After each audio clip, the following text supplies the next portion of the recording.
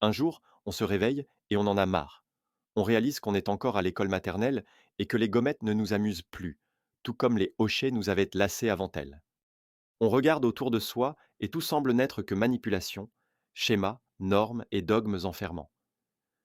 Comment ne pas avoir envie de redonner des couleurs à un monde devenu fade en y ajoutant, enfin, le goût de la liberté, de l'émancipation et du renouveau? Le travail, les sorties, les magasins, les soirées, tout cela a déjà été vécu 1000 fois. Au bout d'un moment, on a l'impression d'avoir fait le tour, et pourtant ces activités occupent l'essentiel, voire la totalité de nos journées. Où est passé le respect de soi? Où se cache la priorité d'épanouissement là-dedans? Dans cette quête, je me tourne vers la voie de l'universalité. Si elles sont innées, force est de constater que les lois universelles font l'objet d'une amnésie collective. Nous les pressentons plus que nous ne les connaissons. On ne sait pas vraiment par où commencer, ni jusqu'où aller. Alors, on explore par soi-même. Voici, pêle-mêle, celles qui résonnent en moi et que je vois se répéter partout, du minuscule au cosmique. Tout est vibration et donc information. La matière n'est qu'une vibration plus lente que l'immatériel. L'essentiel de notre monde est invisible à nos yeux. Et pourtant, nous le sentons intuitivement, comme l'a si bien rappelé le Petit Prince. Le vide n'existe pas.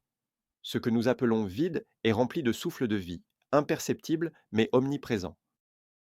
L'infiniment petit reflète l'infiniment grand, et inversement. Plus accessible que ce qui est en haut est comme ce qui est en bas. La mécanique quantique illustre cette organisation fractale de notre univers, et probablement de bien d'autres univers. Tout est relié et connecté.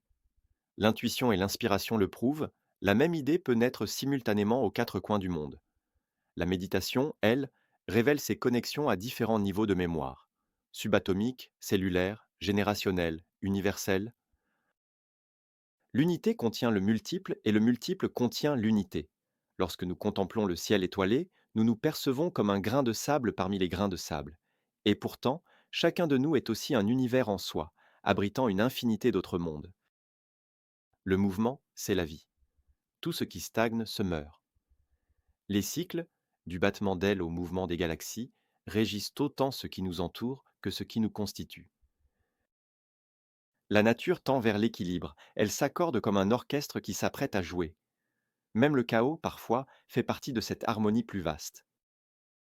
La nature est la matrice. Elle définit les règles du jeu, parfois détournées ou brouillées par les humains. Les lois sont ce qu'elles sont, mais notre discernement reste souverain pour retrouver l'esprit derrière la lettre.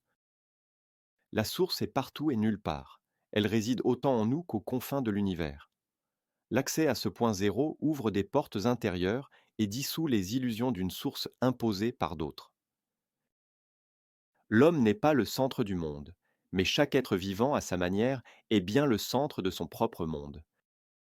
Ces lois mériteraient chacune un livre à elles seules. Mais la première étape, c'est peut-être simplement d'oser les vivre au quotidien, comme un enfant qui découvre ou comme un adulte qui redécouvre avec un regard neuf.